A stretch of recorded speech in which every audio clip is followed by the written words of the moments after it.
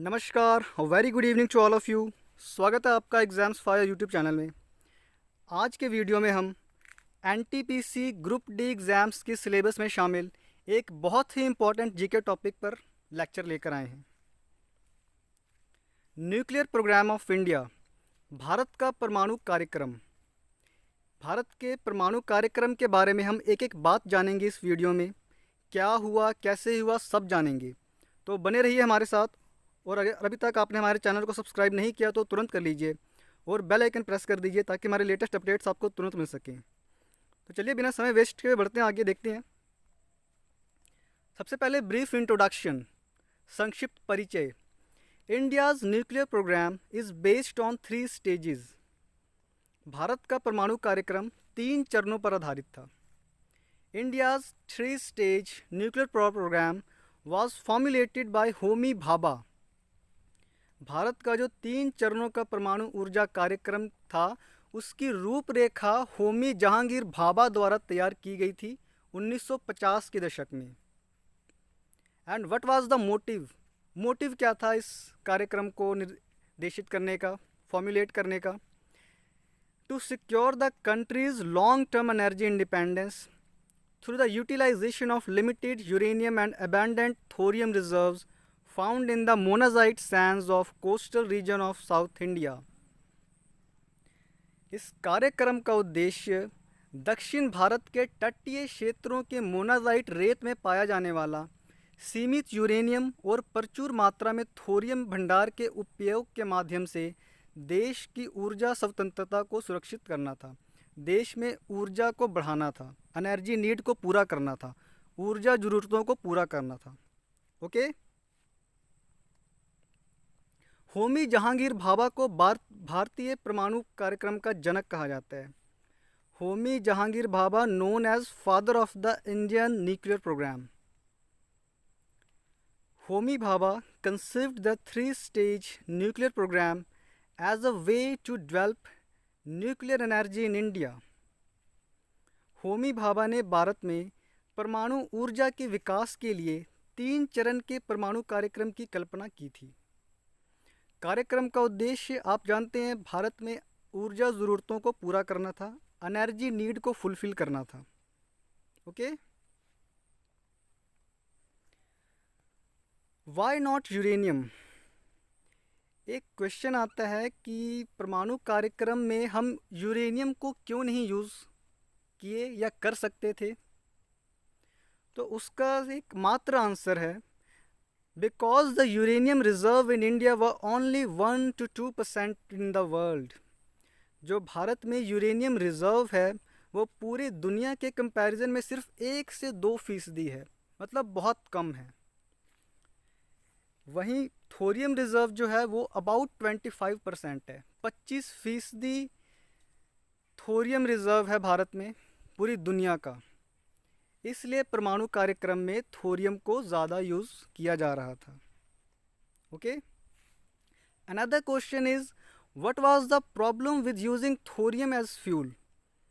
अब एक और प्रॉब्लम थी परमाणु कार्यक्रम में थोरियम को एज अ फ्यूल यूज़ करने में। Now the answer is thorium is not a fissile material and does can't undergo fission to produce energy. अब आपको पता ही है, किसी भी एलिमेंट को ऊर्जा प्रोड्यूस करने के लिए, ऊर्जा पैदा करने के लिए, एनर्जी पैदा करने के लिए फिशन से गुजरना पड़ता है, उसको टूटना पड़ता है। लेकिन थोरियम जो है वो फिसाइल मटेरियल नहीं है। थोरियम एक विखंडन सामग्री नहीं है और ऊर्जा के उत्पादन के लिए विखंडन से गुजर नहीं सकता है। ऊर्जा के उत्पादन के लिए वो फिशन से नहीं गुजर सकता। इसे अन्य फिसाइल सामग्रियों द्वारा ईंधन वाले रिएक्टर में यूरेनियम 233 में स्थानांतरित किया जाना चाहिए। तो थोरियम को यूज़ करने से पहले उसको यूरेनियम 233 में ट्रांसफ़र करना पड़ता है, उसको बदलना पड़ता है, 233 में ट्रांसम्यूट करना पड़ता है, तब जाके थोरियम को हम यूज़ कर पाते हैं एज अ फ्यूल। समझ गए आप? यूरेनियम को क्यों नहीं यूज़ कर सकते? क्योंकि हमारे पास था ही नहीं, हमारे पास यूरेनियम रिजर्व बहुत कम है। ओके। और थोरियम को यूज़ करने में प्रॉब्लम थी कि वो फिसाइल मटेरियल नहीं था, विखंडन सामग्री नहीं था। It can't undergo fission to produce energy, विखंडन से नहीं गुजर सकता था ऊर्जा उत्पादन के लिए। उसको यूरेनियम 233 में ट्रांसम्यूट करना पड़ता। Okay, adoption of the 3 stage plan by the government of India. जैसे कि आप जानते ही हैं, इंडियाज़ न्यूक्लियर प्रोग्राम, भारत का परमाणु कार्यक्रम 3 चरणों पर बेस्ड था, 3 स्टेजेस पर बेस्ड था। इन नवंबर 1954, Homi Bhabha presented the 3 stage plan for national development at the Conference on Development of Atomic Energy for Peaceful Purposes, which was also attended by India's first Prime Minister Jawaharlal Nehru. नवंबर 1954 में होमी भाभा ने शांतिपूर्ण उद्देश्य के लिए परमाणु ऊर्जा का विकास सम्मेलन में राष्ट्रीय विकास के लिए 3 चरण की योजना प्रस्तुत की, जिसमें भारत के पहले प्रधानमंत्री जवाहरलाल नेहरू ने भी भाग लिया था। ओके, 1954 में कॉन्फ्रेंस हुई थी, development of atomic energy for peaceful purposes. उसमें होमी जहांगीर भाभा ने इंडियाज़ न्यूक्लियर प्रोग्राम की रूपरेखा प्रस्तुत की थी। In 1958, the government of India formally adopted the 3 stage plan. Remember, it is very important, 1958 ईस्वी में भारत सरकार ने औपचारिक रूप से 3 चरण की योजना को अपनाया। 3 stage प्लान को अडॉप्ट कर लिया गया by the government of India. Indian government recognized that thorium was a source that could provide power to the Indian people for the long time. Bharat सरकार ने थोरियम को भी पहचाना कि ये हमारे लोगों को ऊर्जा ज़रूरत को पूरा कर सकती है लंबे समय के लिए, क्योंकि हमारे पास थोरियम रिजर्व बहुत ज़्यादा है। ओके, याद रखिए 1958 में 3 स्टेज प्लान को अडॉप्ट किया गया by the government of India. 1958 में भारत सरकार ने औपचारिक रूप से 3 चरण को अपनाया। Okay, now the question arises, what was these 3 stages of the nuclear programme. अब ये न्यूक्लियर प्रोग्राम के 3 चरण कौन कौन से हैं, कौन कौन से थे? तो पहला है pressurise heavy water reactor, pressurise heavy water reactor. दूसरा था फास्ट ब्रीडर रिएक्टर। भारतीय न्यूक्लियर प्रोग्राम का पहला चरण था प्रेशराइज हैवी वाटर रिएक्टर, दूसरा चरण था फास्ट ब्रीडर रिएक्टर, तीसरा चरण था thorium based reactor. Okay, clear है?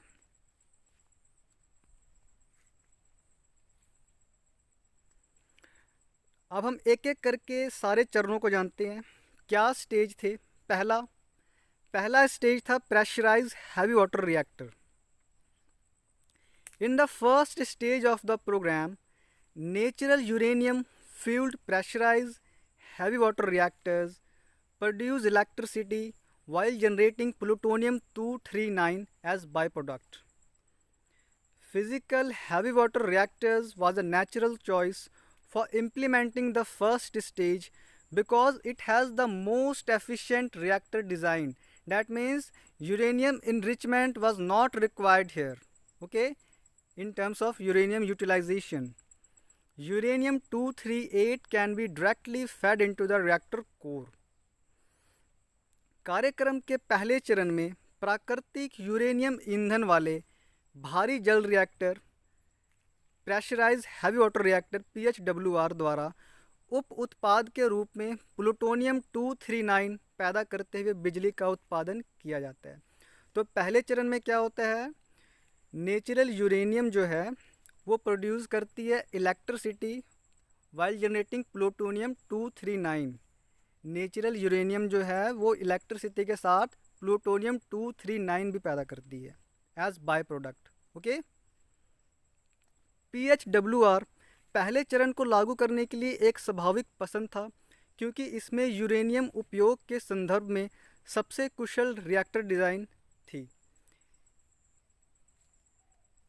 PHWR was a natural choice as it has the most efficient reactor design। यहाँ पे यूरेनियम इनरिचमेंट की ज़रूरत नहीं होती थी। यूरेनियम 238 को डायरेक्टली रिएक्टर में यूज़ किया जा सकता था। Okay, now move on. Important points regarding pressurise heavy water reactors. पहले चरण प्रेशराइज हैवी वाटर रिएक्टर्स के कुछ महत्वपूर्ण point.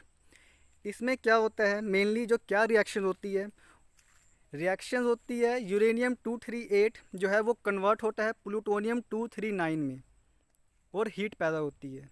Okay, uranium 238 converted to plutonium 239 and heat generated.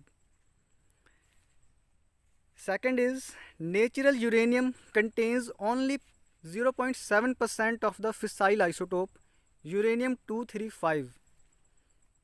Most of the remaining 99.3% is uranium-238, which is not fissile product, but can be converted in a reactor to the fissile isotope plutonium-239. अब जैसा कि आप जानते ही होंगे, परमाणु ऊर्जा कार्यक्रम में हम उन्हीं चीज़ों को यूज़ कर सकते हैं, सिर्फ उन्हीं एलिमेंट को यूज़ कर सकते हैं जो फिशन में जा सकें, जो फिसाइल में हो चुका, फिसाइल में जा सकें। ओके, प्राकृतिक यूरेनियम में केवल 0.7% फिसाइल आइसोटोप यूरेनियम 235 होता है। नेचुरल यूरेनियम, प्राकृतिक यूरेनियम में केवल 0.7% फिसाइल आइसोटोप यूरेनियम होता है जो फिशन में जा सकता है। बाकी जो 99.3% यूरेनियम है वो 238 यूरेनियम है जो कि फिशन में नहीं जा सकता, लेकिन एक रिएक्टर में बदलकर इसे आइसोलेट आइसोटोप प्लूटोनियम 239 में परिवर्तित किया जा सकता है। ओके, जो नेचुरल यूरेनियम है वो 0.7% फिसाइल आइसोटोप यूरेनियम 235 कंटेन करता है, होता है उसमें। बाकी 99.3% यूरेनियम 238 होता है जो फिशन में नहीं जा सकता, लेकिन उसे रिएक्टर में कन्वर्ट किया जाता है, बदला जाता है उसको भी प्लूटोनियम 239 में। Okay, heavy water deuterium oxide DTO is used as moderator and coolant in PHWR। याद रखिए, पहले चरण प्रेशराइज हैवी वाटर रिएक्टर्स में हैवी वाटर को यूज़ किया जाता है एज मॉडरेटर और कूलेंट के तौर पर हैवी वाटर को यूज़ किया जाता है। मॉडरेटर क्या होता है, वो रिएक्शंस को स्लो करता है। Okay, now the second stage is fast breeder reactor. In the second stage, fast breeder reactors would use plutonium-239 recovered by reprocessing spent fuel from the first stage and natural uranium। अब दूसरे चरण में क्या होता है, fast breeder reactor जो होता है वो पहले चरण में पैदा हुए प्लूटोनियम-239 और नेचुरल यूरेनियम को यूज़ करता है। फास्ट ब्रीडर रिएक्टर में क्या यूज़ होता है, प्लूटोनियम-239 और प्राकृतिक uranium, natural uranium. In fast breeder reactor plutonium-239 undergoes fission to produce energy, while the uranium-238 present in the fuel transmutes to additional plutonium-239।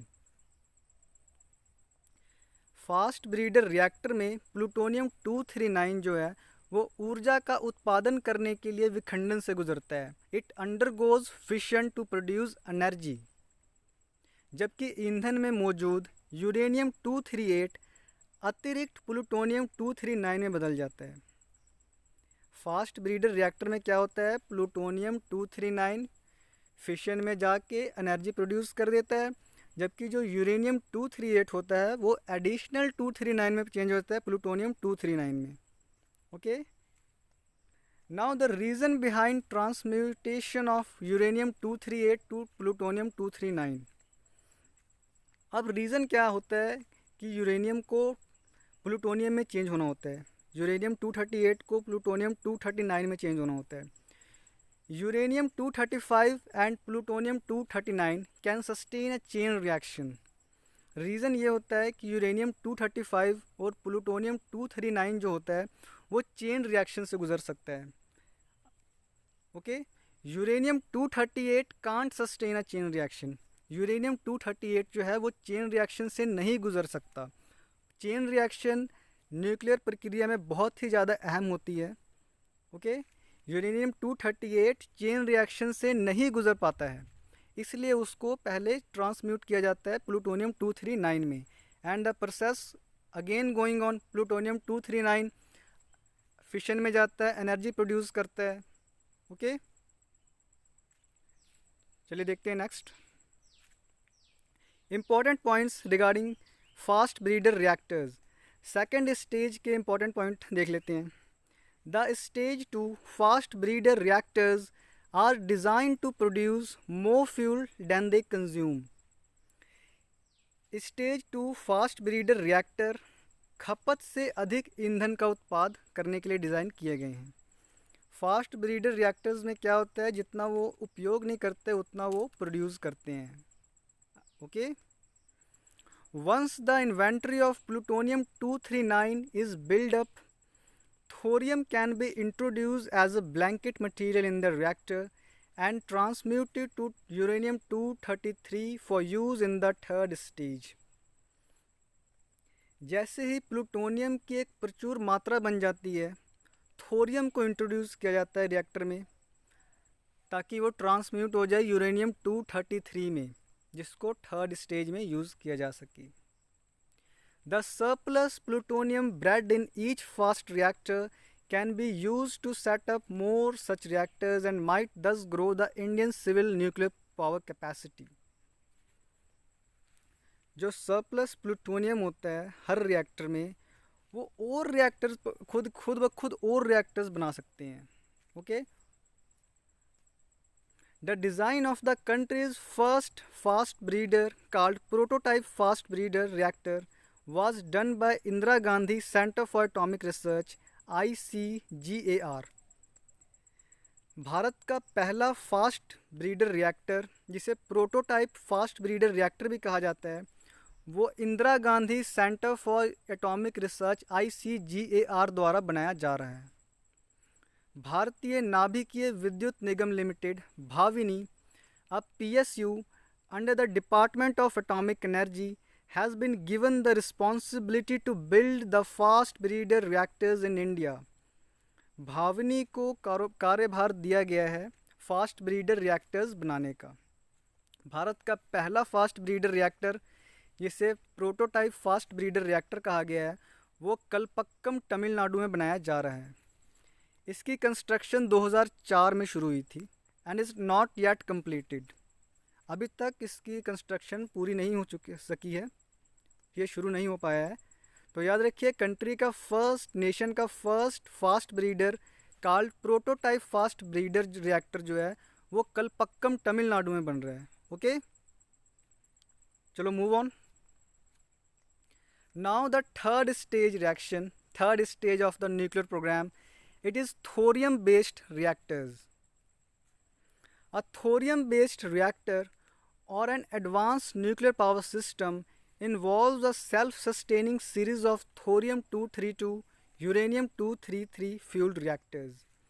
It can be fueled using only natural occurring thorium. Thorium आधारित reactor में थोरियम-232, यूरेनियम-233 ईंधन वाले रिएक्टरों की एक आत्मनिर्भर श्रृंखला शामिल है। आत्मनिर्भर, सेल्फ सस्टेन क्यों? क्योंकि ये अपने आप में प्रोड्यूस होती है, फिर सेम मटेरियल में गो होती है, फिर चेंज होती है, ऐसे कर करके एक चेन रिएक्शन डेवलप होती है। ओके, चलिए देखते हैं नेक्स्ट, इंडियाज़ न्यूक्लियर टेस्ट। भारत के परमाणु टेस्ट, भारत ने कब परमाणु टेस्ट किया, क्या हुआ? India conducted its first nuclear test on 18 May 1974। भारत ने पहला परमाणु जो टेस्ट था वो 18 मई 1974 को किया था। It was assigned the code name of smiling Buddha, Pokhran 1। याद रखिए, भारत ने पहला न्यूक्लियर टेस्ट कब किया था? 18 मई 1974 में किया था। इसको स्माइलिंग बुद्धा, कोड नेम दिया गया था, जिसे पोखरण 1 के नाम से भी जाना जाता है। India conducted second nuclear test in May 1998। मई 1998 को भारत ने अपना दूसरा परमाणु टेस्ट किया। The test were a series of 5 nuclear bombs explosion. 5 परमाणु बॉम्ब इसमें एक्सप्लोड हुए थे। Okay, it was assigned the code name named operation Shakti. India second nuclear test, जिसे मई 1998 में कंडक्ट किया गया था, इसको कोड नेम दिया गया था ऑपरेशन शक्ति। याद रखिए, ऑपरेशन शक्ति। पोखरण 2 के नाम से भी जाना जाता है इसे। What was the reactions comes after India's nuclear test. अब आपको ये जानना जरूरी है। अगर आप जानते हैं कि भारत ने न्यूक्लियर टेस्ट किया, भारत परमाणु विकसित राज्य बन गया। व्हाट वाज द रिएक्शन, क्या रिएक्शंस हुए इंडिया के न्यूक्लियर टेस्ट कंडक्ट करने के बाद। Major nations like Canada, United States, Japan impose sanction on India. जो बड़े बड़े देश थे, कनाडा, यूनाइटेड स्टेट अमेरिका और जापान, इन सब ने भारत में सैंक्शन लगा दिया। On 6 June the United Nation Security Council adopted resolution 1172 condemning the nuclear test conducted by India. 6 जून को यूनाइटेड नेशन सिक्योरिटी काउंसिल ने एक रेजोल्यूशन अडॉप्ट किया 1172, जिससे भारत में न्यूक्लियर टेस्ट को उन्होंने कंडेम किया। ओके, चलिए मूव ऑन, आगे बढ़ते हैं।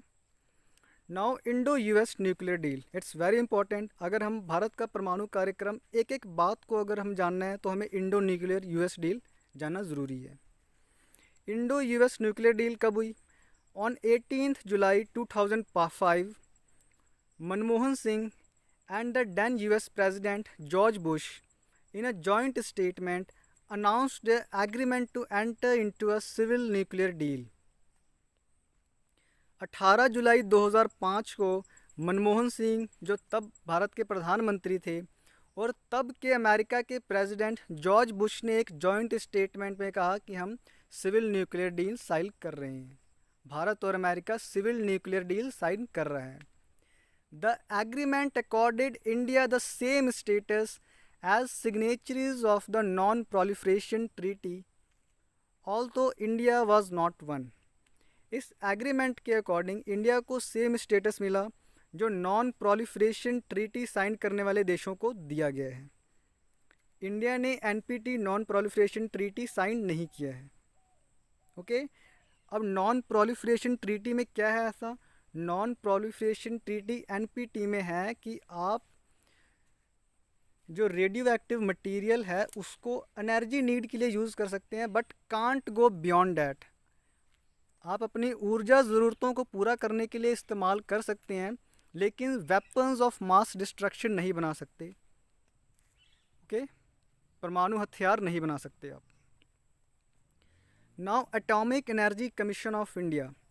Atomic energy commission of India के बारे में जानना जरूरी है। The Indian atomic energy commission was set up on 10 August 1948 under the late department of scientific research. Indian atomic energy commission को 10 अगस्त 1948 को शुरू किया गया था। आज resolution passed by government of India later replaced the commission by Atomic Energy Commission of India on 1 March 1958 under the Department of Atomic Energy. 10 August 1948 को Indian atomic energy commission शुरू किया गया, जिसका नाम बदलकर 1 मार्च 1958 को atomic energy commission of India कर दिया गया। और ये किसके अंडर आता है। Under the department of atomic energy. Okay, चलिए move on. First chairman atomic energy commission के कौन थे। Homi Jahangir Bhabha, father of the India's nuclear programme. भारत परमाणु कार्यक्रम के जनक कहे जाने वाले Homi Jahangir Bhabha atomic energy commission of India के पहले चेयरमैन रहे। प्रेजेंट चेयरमैन अभी जो हैं वो के एन व्यास हैं। Okay, now nuclear power plants in India. Bharat में पावर प्लांट्स कहाँ कहाँ पे हैं? सबसे पहले तो आप ये जान लीजिए, जो न्यूक्लियर पावर प्लांट्स है या न्यूक्लियर पावर एबिलिटी है, it's fifth largest source of electricity in India. जो न्यूक्लियर पावर है वो फिफ्थ लार्जेस्ट सोर्स है भारत में इलेक्ट्रिसिटी का। ओके, अब न्यूक्लियर पावर प्लांट कुछ जान लेते हैं कहाँ कहाँ पे है। पहला है कैगा। कैगा न्यूक्लियर प्लांट कर्नाटक में है। दूसरा काकरापारा है, ये गुजरात में है। कैगा न्यूक्लियर प्लांट कर्नाटक में है। काकरापारा न्यूक्लियर प्लांट गुजरात में है। कूडनकुलम न्यूक्लियर प्लांट तमिलनाडु में है। कलकप्पक्कम न्यूक्लियर प्लांट तमिलनाडु में है। नरोरा न्यूक्लियर प्लांट उत्तर प्रदेश में है। तारापुर न्यूक्लियर प्लांट महाराष्ट्र में है। ओके, तो ये रही nuclear programme of India's nuclear programme के बारे में एक एक बात। अगर आपको वीडियो पसंद आई तो ढेर सारा लाइक शेयर कमेंट कीजिए। धन्यवाद।